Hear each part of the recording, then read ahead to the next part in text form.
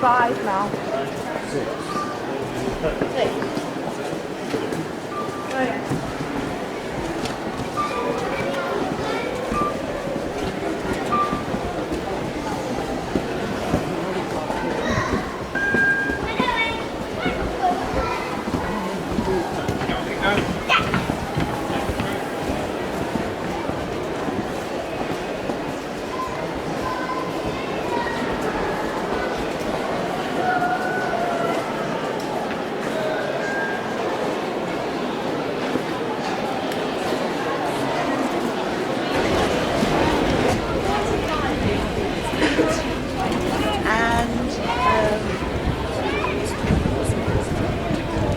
Starts going on the A4 today. It's cute. Which one do you want to go around there?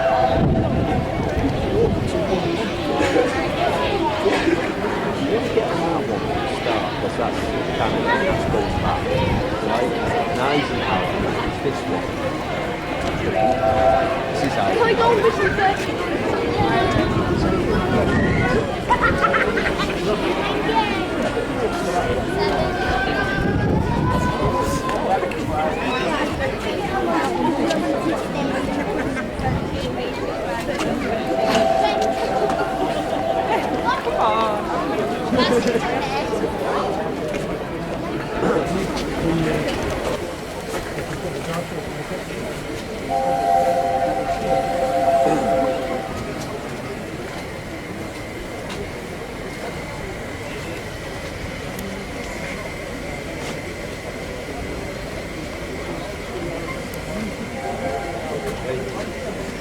Yeah, what is that? Dumpling rods look a bit better than when it came back. They do look a damn sight better without all that crappy silver paint on it. A bit of a mess on these ones here. I'll rub off that, no problem. Yeah. Little white brush, that's gone. Yeah, a little bit of wire brushing and it'll be clean.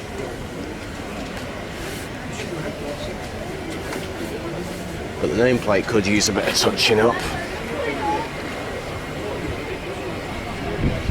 I just hope that the Americans look after this when it goes back. This one has been. It's just their idea of rods.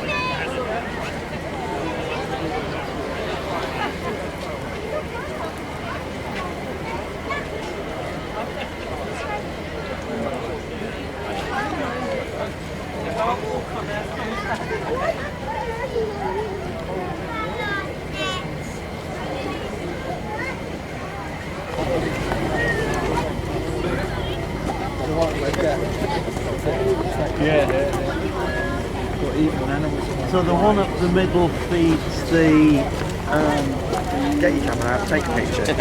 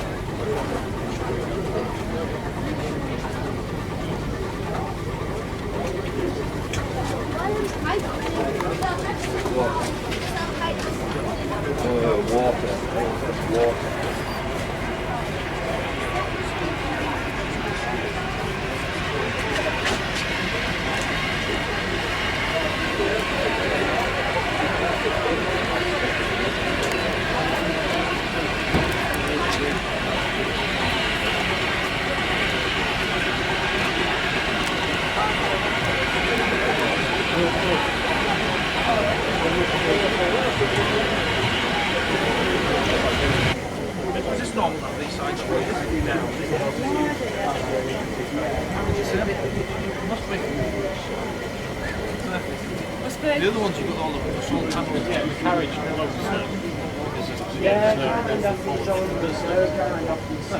You ready, Dad?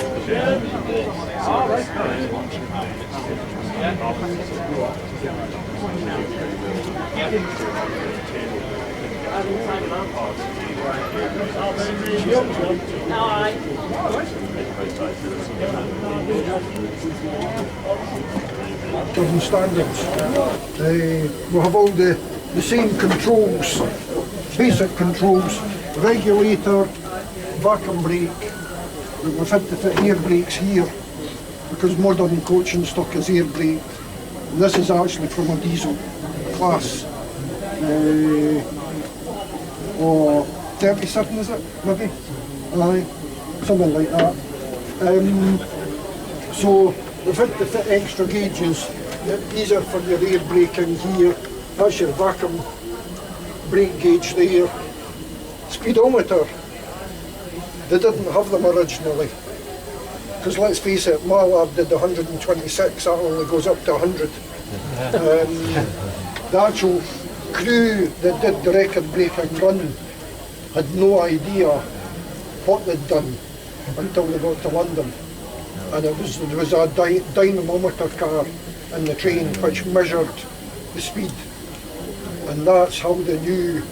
And it was only once they got into King's Cross that the crew were able to get the information from them to say that they'd broken the record. This is your steam chest pressure. It only works when you're underway, and it's how much steam is going into the steam chest. The next gauge over here is your boiler pressure. It's a bit down, a bit low at the moment. We've just put some more water in the boiler and coal in the fire, so that brings the pressure down, and that'll come up. And that's the most important gauge of the lot, the wee one at the right hand side. What that does is that when we're out on a trip, the first carriage behind the engine is our support coach. And that tells the crew how high they've got the steam heating in the support coach for us to keep us warm. The regulator there was duplicated on this side. There's the bracket for it still there, but we took it off for one simple reason. If a fireman is firing away on the main line and the track is taking a curve to the right, the fireman's going to be the first person on the footplate to see the next signal, to see whether it's green or whatever. So he's got to stop firing, have a quick look out, and if the regulator's fully open, he's going to crack his nut on it. So John Cameron, the owner, just decided to take that off, and it's stuck up on his wall in his lounge. With the air braking, we've also got an air compressor, which is between the frames in front of the firebox. It's a noisy bugger, but you actually hear it going when you're sitting in the station. This is the mechanical lubricator for it. At one time what we had to do is go underneath and squeeze up between the big end and the compressor, but you couldn't get high enough up to get to the oiling point. So what you had to do is put your hand up and take the cap off, unscrew the cap from the oiling point, bring your hand down, put the cap in your pocket, pick up the oil can and go up like that and pour it. You couldn't see, you couldn't move your head far enough back to look, and you only knew when it was full, when the oil started dripping down your face. But we fitted this mechanical lubricator. I wouldn't give up the job then, would I? What other things have we got? AWS, which is your automatic warning system. That tells you sometimes before you see the signal whether it's red for danger or green for go or at caution. What there is there's a magnet on a frame in front of the engine, suspended underneath, right in front of the bogie. And that magnet passes over a magnet in the track about 400 yards before the signal. And it depends on the polarity of the magnet between on the track. Now, I can never remember this to school days, but if it's the same polarity, I think it means the signal's green and that turns black and that bell rings. If they're opposite polarities, that'll go to yellow and black like that, and that horn, the horn at the back rings. If the driver does not hit that to cancel it within 2 seconds, or at 2.4 seconds I think, what happens is, in fact it's that signal that he uses, if he doesn't do that in time, the train brakes will come on automatically and bring the train to a stop. He cannot change that. So he's got to cancel it to acknowledge it and then start applying the brakes, or it will happen for him anyway. Well, it's a bit smoky in here. I was going to say, get down here, it's alright. But we don't have a big fire on at the moment. It looks big, but the fire is all at the back here.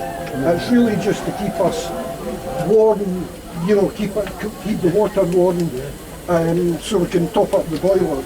But normally the fire would be 8 feet back to front and 8 feet wide. The whole box would be filled. And when you're going along the line, it's not orange or red, it's white hot. Because what you've got is you've got air coming up through it to burn the coal. And so it's a tremendous heat. Way back, many years ago, obviously in the steam days, you'd be able to recognise a driver and a fireman apart just by looking at their faces. Because the driver's on that side, the right hand side of his face is going to be bright red with the heat from the fire, and the left hand side is going to be white because of the cold air rushing past that side, and the fireman would be the other way around. Firing an engine, You don't have to wear one of them then. an LNER engine is always driven from the left hand side. The fireman, whether he likes it or not, has got to fire right-handed, left-handed, sorry. Yeah. So he's got to stand here and he's shoveling that way. On Great Western. On the Great Western, it's the other way around. Aye, because they drive from the other side. The reason for that is that he's got the only communication, because of the noise, is by sight. And if the driver wants to tell him something, they've got to be looking at each other. And if a young fireman, you know, a rookie, was coming on an engine and was starting to fire this way, you get a kick up the backside for the driver. It was never, they always had to be, there was always this line of sight so that they could communicate. Because what they would do is they would have things like, on the non-stops, they put water in the tender. They'd a scoop under the tender which scooped water from the troughs between the tracks. So the driver, he saw the sighting board which told him the troughs are about to start, so he had to tell the fireman, get the scoop down to get water in the tender. And to do that several times between Edinburgh and London. 10 tonnes of coal would be enough to do the trip, but 4,500 gallons of water was nowhere near enough. They had to top it up 3, 4, 5 times because the troughs were only long enough to maybe get 1,000 gallons each time in. So it's changed days now. We stop at a station, get a fire hose out, connect it up to the hydrant, and away we go.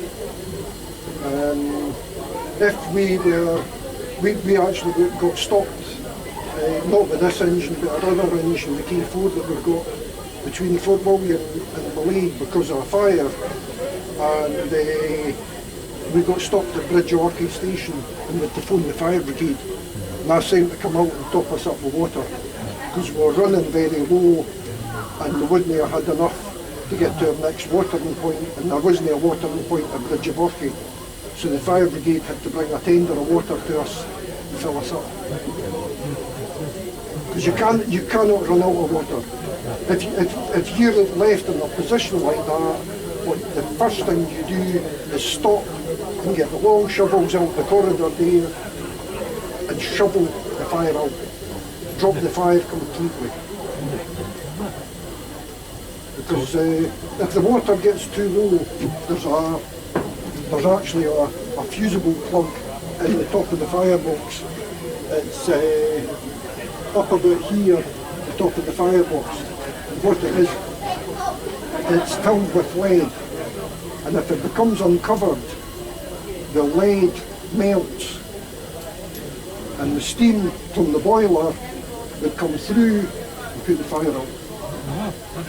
But you can't put a fire in and steam it again because that fusible plug is not going to let you fill the boiler up again because the water's just going to pour into the firebox.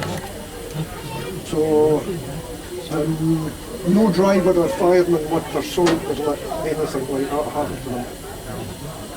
I can see now a bit confined space that you can't get rid of the heat coming up the face. Aye. There's not a lot of room, and what you've got, your tender and engine are coupled under this fall plate here, but they're going like this from side to side. The driver's okay, but the fireman's actually standing with 1 foot on the fall plate and 1 foot on here, so he's going up and down like this trying to fire, and it's not a big hole to fire through. He's not allowed to open the door. He's got to fire through that envelope there. Get right to the front. To get right to the front. So it's a tough job. So I don't want to be a fireman. No. You've got to be good at it. It's and you're never standing upright. You're always, your back's bent like that. So you've got Do you do it? Do you fire? Not as much as I used to. Not as much as I used to. Officially, we've got professional drivers and firemen that do the job. But who trains them? We do. No. Because there isn't any professional railwayman to train them now. No. So they come out with us, and they learn from the crews that we've trained, and they come to our depot and go through all the technical aspects of it with us. That's how they learn it all. Right, I'm afraid I think we're going to have to let some more people up now.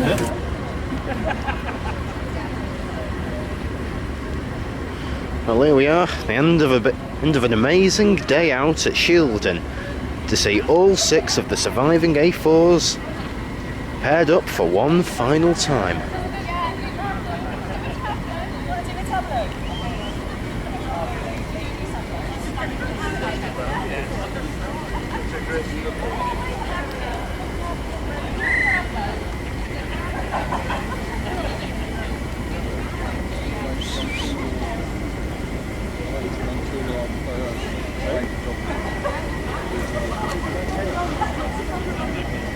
are with Nigel Gresley, and in the far corner we have Bittern.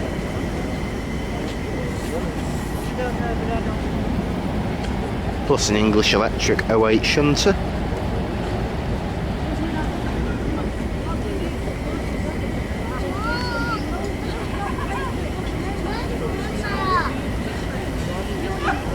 So in just a couple months' time now, we'll be saying our final farewell to Dwight D Eisenhower as it goes back across the Atlantic back to America.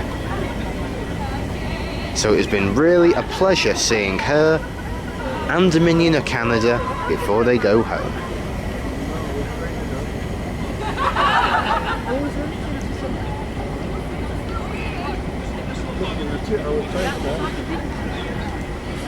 And so, all that remains to me to say is, on what has been truly an amazing day out, thank you for watching, see you next time, and good night.